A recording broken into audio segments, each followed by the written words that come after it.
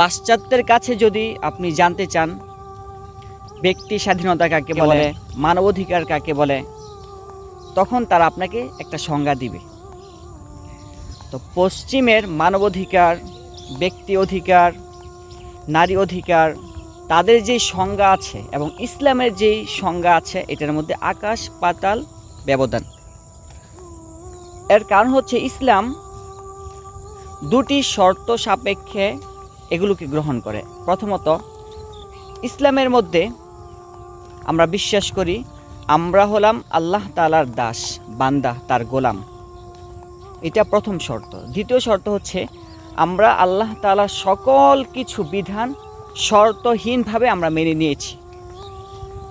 কিন্তু পশ্চিম এই দুইটা বিশ্বাসের কোনো একটা বিশ্বাস তারা অ্যাকসেপ্ট করে না।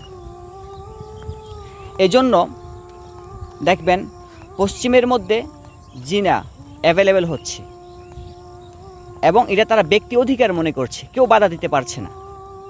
কিন্তু ইসলামের মধ্যে এটা আমরা জঘন্য অপরাধ হিসেবে বিবেচনা করি, কিন্তু পশ্চিম এটাকে নর্মাল মনে করে। এমনিভাবে তাদের কাছে যত বড় বড় খারাপ কাজ আছে এগুলোকে তারা ব্যক্তি অধিকার মনে করে, অন্যায় কাজকেও তারা অধিকার মনে করে, কিন্তু ইসলামের দৃষ্টিভঙ্গিতে এটা অধিকার না।